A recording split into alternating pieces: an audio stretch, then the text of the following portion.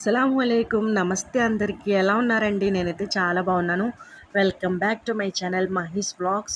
ఈరోజు వీడియోలో మనం ఏం చూడబోతున్నాం, ఏమేం మాట్లాడబోతున్నాం, వీడియో చివరి వరకు అయితే చూడండి.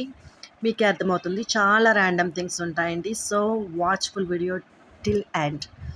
ఇది నా ఫస్ట్ వీడియో కాబట్టి మా మమ్మీ చేతితో స్టార్ట్ చేసిన పప్పు చారుతో నేను స్టార్ట్ చేశానండి. కాకపోతే అన్ఫార్చునేట్లీ కరెంట్ లేదు, పవర్ కట్. అదే రకంగా నేను ఇంకా వీడియో పెట్టేశానమాట. ముందుగా అయితే మా మమ్మీ కొంచెం జీలకర్ర, ఎండుమిరపకాయలు, ఇంకా కరివేపాకు ఇవన్నీ కూడా ఫ్రై చేసుకున్న తర్వాత ఆనియన్స్, ఈ మిగతా వెజిటబుల్స్ ఉన్నాయి కదా అవన్నీ వేసి కుక్ చేస్తున్నారు. ఇంకా మనం వేరే స్టవ్ మీద పప్పు ఉడికించుకోవడానికి పెట్టుకోవాలండి. మీరు కావాలనుకుంటే కుక్కర్లో పెట్టొచ్చు. ఇంకా నేను మా మమ్మీ అయితే నార్మల్గానే పెట్టేశారు. ఒకవైపు పప్పు ఉడుకుతూ ఉంది, ఇంకోవైపు మా మమ్మీ కర్రీ కుక్ చేస్తున్నారు. ఎంతైనా మమ్మీ సెంటిమెంట్ కదండి, అందుకని మమ్మీ చేసిన వంటతో అయితే నేను నా ఫస్ట్ వీడియో స్టార్ట్ చేస్తున్నాను. చాలా అంటే చాలా సూపర్గా చేస్తుందండి మా మమ్మీ కర్రీస్. చూడటం కాదు, టేస్ట్ చూస్తే కనుక ఇంకోసారి వదలబుద్ధి కాదు, అంతా బాగుంటాయి. మా మమ్మీ చేత్తో తినిపిస్తే ఇంకా అమృతం అనమాట. అంత బాగుంటుంది. ఎంత తింటామో మనకి అర్థం కాదు అలాగా. ఈ రకంగా మనం వెజిటబుల్స్ మంచి కుక్ అయిన తర్వాత ఫస్ట్ కొంచెం వాటర్ వేసుకోవాలండి. గుర్తుపెట్టుకోండి, మనం ఇదంతా ప్రాసెస్ చేసే ముందు కొంచెం చింతపండు నానబెట్టుకొని పెట్టుకోవాలండి. వాటర్ బాగా ఉడుకుతున్నాయి. ఇప్పుడు పప్పు తీసి మనం చల్లారడానికి పెట్టుకున్నామన్నమాట. ఈ పప్పుని మనం మిక్సర్ జార్లో బ్లెండ్ చేస్తే కనుక మనకి స్మూత్గా మంచిగా వస్తుంది. అందుకని చెప్పేసి మా మమ్మీ మిక్సర్ జార్లో ట్రాన్స్ఫర్ చేశారు పప్పు. కొంచెం కొంచెం వేసుకోండి, ఎందుకంటే మనకి లిడ్లో నుండి మనకి పప్పు వచ్చేస్తుందండి. అందుకని ఈ పప్పు తీసుకెళ్ళి చింతపండు రసం ప్రిపేర్ చేశారు మా మమ్మీ, దాంట్లో వేశారనమాట. ఇప్పుడు చూసారా వాటర్లో మంచిగా ఉడుకుతున్నాయి కదా వెజిటబుల్స్ అన్నీ కూడాను. ఇప్పుడు దీంట్లో ఈ చింతపండు రసం ఇంకా పప్పు కలిపిన మిశ్రమాన్ని వేసేయాలి. ఉప్పు ఒకసారి చూసుకోండి. చింతపండు రసం ఇంకొంచెం మిగిల్చి ఉంచారు, కావాలనుకుంటే మీరు ఉప్పు లేదా చింతపండు రసం ఏం తగ్గితే అది వేసుకోండి. మనం వెజిటబుల్స్లో ఫస్ట్ వాటర్ వేసామండి, చింతపండు రసాన్ని వేయలేదు. ఎందుకంటే టొమాటోలు సరిగ్గా ఉడకవన్నమాట, మెత్తగా అవ్వవు. మనం స్టార్టింగే కనుక చింతపండు రసం వేస్తే అందుకోసం చాలామంది ఈ రకంగా చేస్తారు. పప్పు మంచిగా ఉడుకుతుంది. మంచిగా ఉడికిన తర్వాత మనకి కావాల్సిన కన్సిస్టెన్సీ వచ్చిన తర్వాత ఆఫ్ చేసేయాలి. అప్పటికప్పుడు కన్నా కూడా ఈ పప్పు ఒక 2 అవర్స్ ముందే ప్రిపేర్ చేసుకోండి. టేస్ట్ అయితే అదిరిపోతుంది. అప్పటికప్పుడు పల్చగా అనిపించిద్దండి. ఒక 2 అవర్స్ ముందైతే కొంచెం దగ్గర పడిద్ది అనమాట, కొంచెం చిక్కగా ఉంటుంది. అప్పుడైతే చాలా బాగుంటుంది. ఇప్పుడు పప్పు పక్కన పెట్టేసి పప్పుచారు చికెన్ చేసేద్దాం. నేనే ప్రిపేర్ చేశానండి చికెన్ ఫ్రై. పప్పుచారులోకి చికెన్ ఫ్రై రెసిపీ నేనే ప్రిపేర్ చేశాను. చాలా సింపుల్ అండి, చాలా ఈజీ. కాకపోతే కొంచెం ఓపికగా ప్రిపేర్ చేయాలి. ఆయిల్ వేసేయాలి ఫస్ట్, ఆ తర్వాత ఈ రకంగా మనం కలుపుకోవాలి. ఎందుకంటే చికెన్ మనకి సైడ్స్కి అంటకుండా ఉండాలి, అందుకోసం. ఇప్పుడు ముందుగా పసుపు, ఉప్పు, కారం అన్నీ కలిపేసిన చికెన్ వేసాను. ఉల్లిపాయలు కూడా దీంట్లోనే కట్ చేసి వేసాను. మ్యారినేట్ చేసిన చికెన్లో అది ఉంది కదా బౌల్లో, నేను కొంచెం వాటర్ వేసి దీంట్లో వేసాను అనమాట. కర్రీ కుక్ అవుతున్న కర్రీలో మనకి చికెన్లో నుండి ఆల్రెడీ వాటర్ ఫామ్ అవుతుంది. ఉల్లిపాయలు కూడా పచ్చివి కాబట్టి వాటర్ వస్తాయండి. లైట్గా కొంచెం వాటర్ వేసాను, ఎందుకంటే ఉప్పు కారాలు అన్నీ వేసుకున్నాం కదా, అవన్నీ వాటర్ అంతా వేస్ట్ కాకుండా ఉండాలని. మంచిగా కలుపుకుంటానే ఉండాలండి. స్టార్టింగ్లో ఏం లేదు కానీ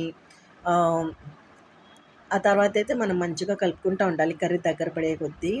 ఏ రకంగా మ్యారినేట్ చేయాలంటే పసుపు, ఉప్పు, కారం, కొంచెం అల్లం వెల్లుల్లి పేస్ట్, ధనియాల పొడి కొంచెం, లైట్గా గరం మసాలా పౌడర్ వేసి మనం మ్యారినేషన్కి పెట్టుకోవాలి. ఒక అరగంట అయినా పెట్టాలి. పెరుగు కూడా వేసామండి. పెరుగు వేయటం వల్ల ఏంటంటే మనకి ముక్క మెత్తగా అవుతుందండి, మెత్తగా ఉంటుందన్నమాట. తినేటప్పుడు మంచిగా అనిపిస్తుంది.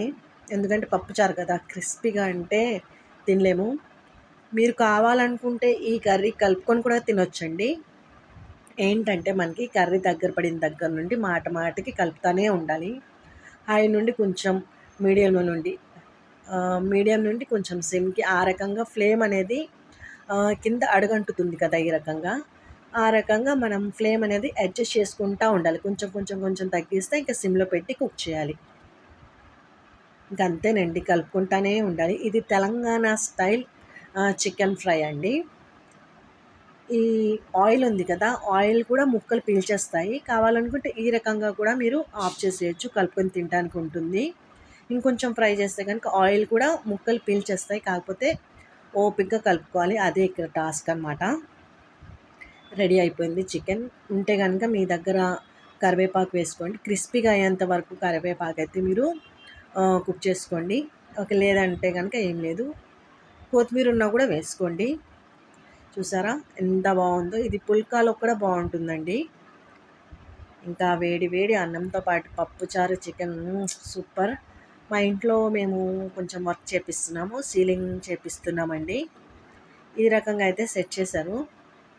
ఎంత పనో పాపం మా మమ్మీకి అసలు తీరిక ఉండట్లేదు. ఇంకోటేంటంటే మా పిల్లల్లో ఒక్క పాప లేదా బాబు ఎవరో ఒకళ్ళైతే ఒక బేబీ వాళ్ళ దగ్గరే ఉంటారు. వాళ్ళే పెంచుకుంటారనమాట.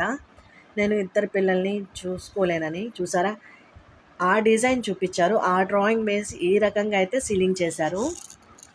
ఆ చిన్న చిన్న బాక్సెస్‌లా వచ్చాయి గదా! సీలింగ్‌లో. దాంట్లో అయితే లైట్సే లేవు. అంత చిన్నగా ఎలా చేశారో నాకైతే అర్థం కాలేదు.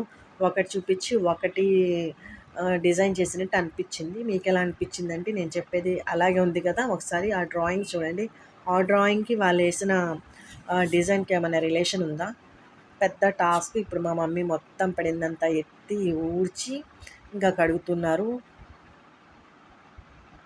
అంతటితో ఆగకుండా మా మమ్మీ మొత్తం ఇంకా ఇంట్లో బయట మొత్తం కడిగేశారనమాట.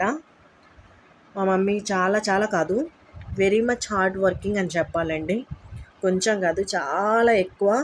అసలు ఆ ఏజ్‌లో మా పిల్లల్ని మా పేరెంట్స్ పెంచుకోవడం అనేది పెద్ద టాస్క్ లాంటిది. కానీ వాళ్ళెప్పుడు కష్టంగా ఫీల్ అవ్వలేదండి. ఇబ్బందని ఏ రోజు కూడా అనుకోలేదు మా పిల్లల గురించి వాళ్ళు. ఇంకా మా ఇంట్లో అన్నీ క్లీన్ చేసినా కూడా ఈ ఫ్యాన్‌కున్న డస్ట్ మాత్రం అసలు ఎంత చీపురుతో మనం దులిపినా, ఏం చేసినా కూడా పోదండి. లక్కీగా అయితే ఇంకా తీయడం జరిగింది. ఇంకా కడిగేసామనమాట. ఎంత గలీజ్‌గా ఉన్నాయో అవి అయితే ఫ్యాను రెక్కలు. మంచిగా కడిగేసి పక్కన పెట్టారు. ఇంకా డోర్ మ్యాట్స్, కర్టెన్స్ అన్నీ కూడా మా మమ్మీ ఆహ్, అప్పటికప్పుడే మొత్తం. నాకదే నచ్చదండి. కొంచెం టైం తీసుకొనైనా గూడా చేయొచ్చు అనిపిస్తది. ఎందుకంటే మా మమ్మీకి హెల్త్ బాగోదు. అది మెయిన్ రీజను. నేను కూడా మా మమ్మీకి హెల్ప్ చేద్దాము అని చెప్పేసి ఒక పెద్ద పని చేశానండి. పెద్ద టబ్బు తీసుకొని దాంట్లో లిక్విడ్ ఏసేసి, వాటర్ పెట్టేసి, ఇంకా బ్లాంకెట్స్ ఏసేసాను. ఆ!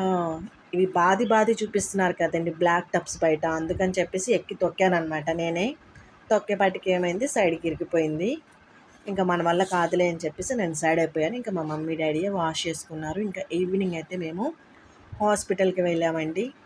స్కాన్ చేపించడం కోసం. అంటే డయాగ్నోస్టిక్ సెంటర్‌కైతే వెళ్ళాము. ఇది మిత్రా డయాగ్నోస్టిక్ ఇంకా నూజివీడులో ఉంటుందిది. ఇంకా మేము రిపోర్ట్స్ కోసం వెయిట్ చేసి కూర్చొని ఇంకా వచ్చేసాము రిపోర్ట్స్ తీసుకొని. నైట్ అయితే ఇంకా మా పెద్దనాన్న, మా డ్యాడీ ఇద్దరు మా పిల్లలతో ఆడుకుంటా ఉన్నారు. ఇదేనండి ఇంకా ఈ ఏజ్‌లో పేరెంట్స్‌కి రిలాక్సేషన్ అన్నా సరే, హ్యాపీనెస్ అన్నా కూడా ఇదే కదా! మన పిల్లలతో ఆడుకోవడం. అదే ఇంక వాళ్ళకి సంతోషం. ఈ రోజుకి ఇంతేనండి. నా వీడియో మీకు కనుక నచ్చితే లైక్, షేర్ అండ్ సబ్స్క్రైబ్ చేసుకోండి. నా ఛానల్‌ని అయితే ప్లీజ్ సపోర్ట్ చేయండి. Thank you so much for watching.